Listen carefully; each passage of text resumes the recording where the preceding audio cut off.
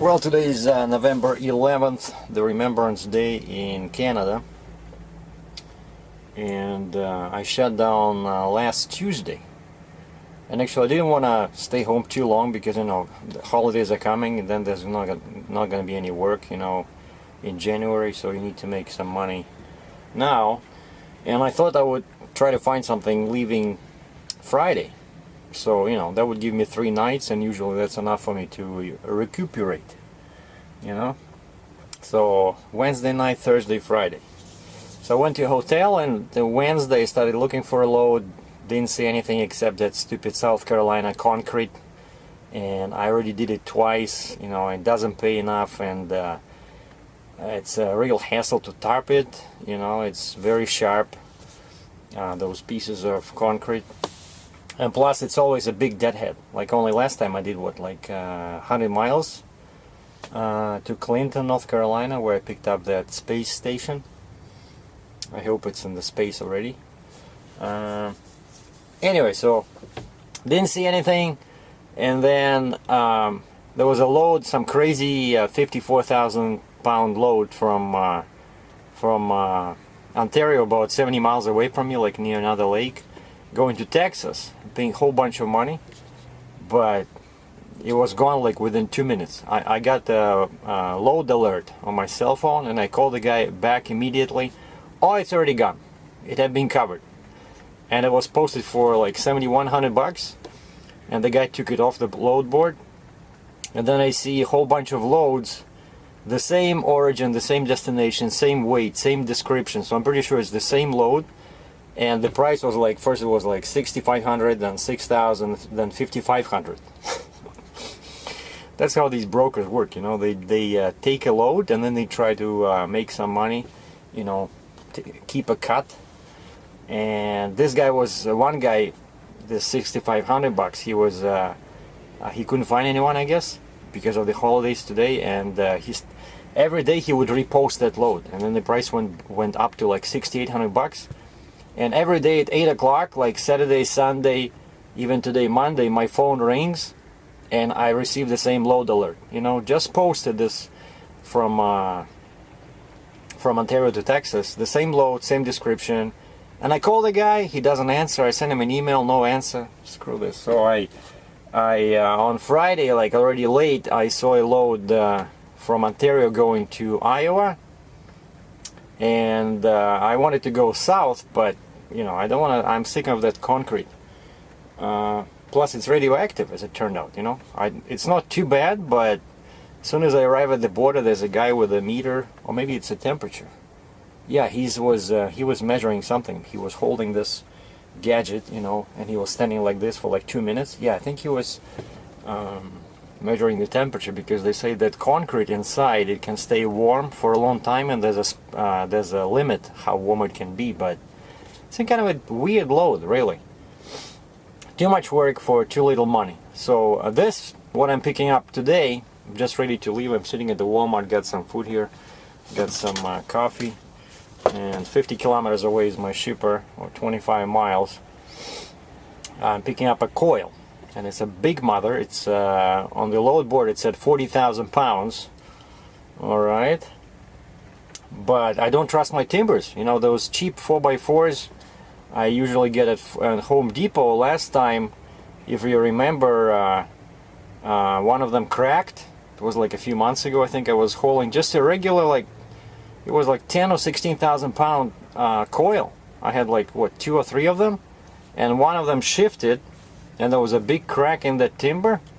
You know, they're not strong enough at all. So for this 40,000, and actually my paperwork says 36,000, but still, you know, that's a big coil. Of course, it needs to be tarped, but I had to get different timbers.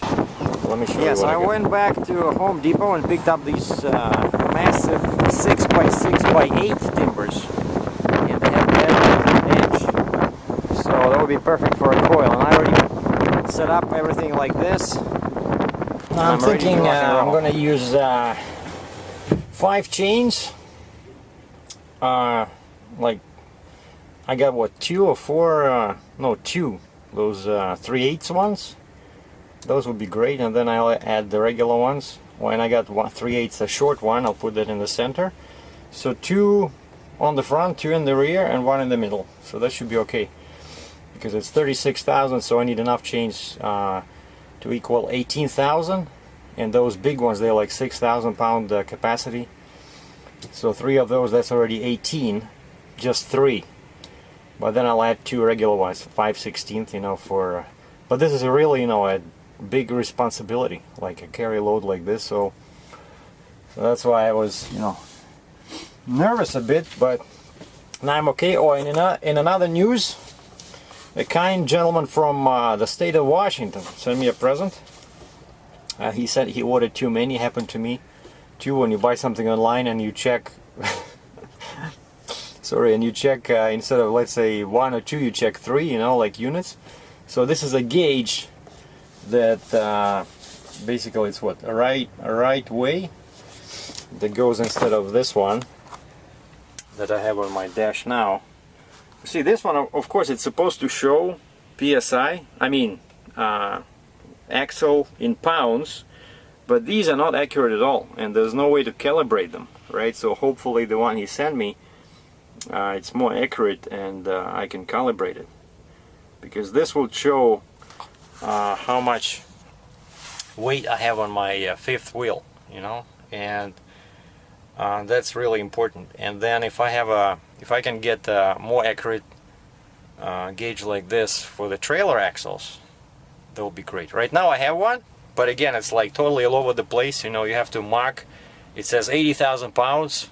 That probably means like 45. You know, like they're not accurate at all. Or maybe they just need to be calibrated. Anyway, yeah, and this is the parking lot. It's raining. The weather is very bad, and I'm just basically ready to leave. Have my GPS programmed, and some guys were asking me what kind of GPS I'm using. I'm still using the same TomTom, 5-inch screen, regular for cars.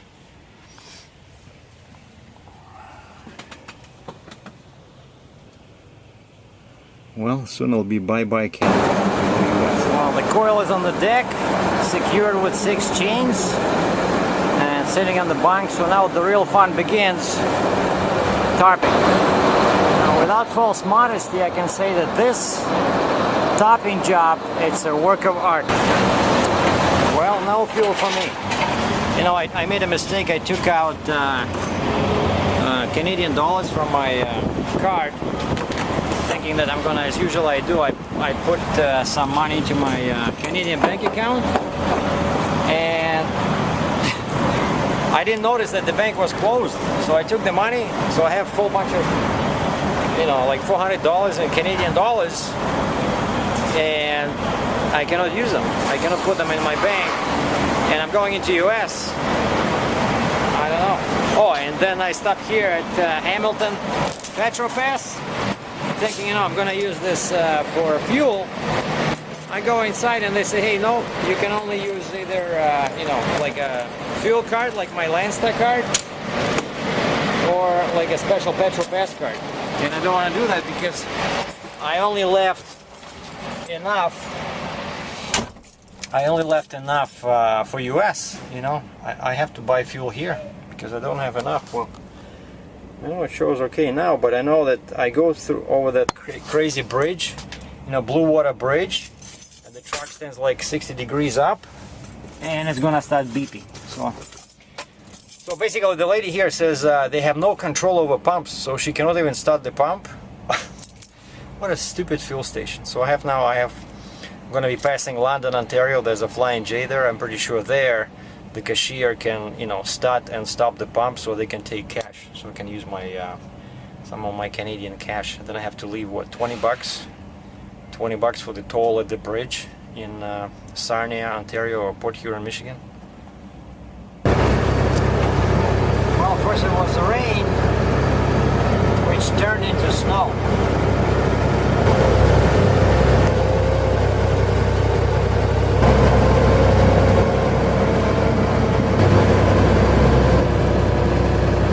Well, I'm in London, Ontario. Flying J. The weather's awful. It's been blowing wet snow all over the place. and I just got some fuel using my Canadian cash. So from here it's 1 hour to the border, so I'm trying to reach US at least today, but it's already late. I don't know, we'll see at what the weather is like over there. And that's it, I'm at the border. There's no snow anymore. Like last half of that 402 was you know, pretty good, but it was still very windy. But just west of London on 402 it was slippery because the temperature was near freezing, and you know, when I applied my brakes I could feel that there's no the traction was very poor, and I saw one car in the ditch. But you know, halfway between London and Sarnia on the border, the snow disappeared, the rain disappeared, but the wind was blowing from the north. And now I'm sitting at the parking area and duty free here on the Canadian side. Up ahead is Blue Water Bridge, and you see the trucks. That's the Canada bound trucks. That's the customs over there. So that's it. I'm gonna shut down. Let me just check how far I am from Iowa, because I know they want me there on Wednesday, and today is only Monday.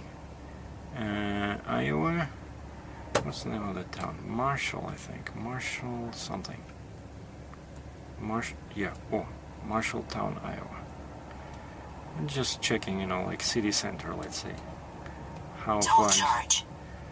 Okay. Don't charge. Please note your destination is in different time zone, -1 hour. That's always good. Wow, check this out. It says 1,019 kilometers, which is about what, 600 miles? Yeah, but that's good. That's what I want to do. I want to do normally like, you know, 500 miles, and that would leave me just 100 miles for the last day, for Wednesday, and then I'll get up early. Especially there, you gain 1 hour, so that's gonna be cool.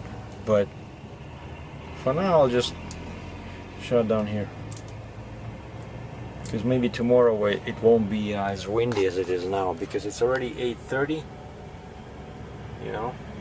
So by the time I check the load, do the washroom break, I wanted to go to Perry, Michigan, but that's like 100 miles away from here.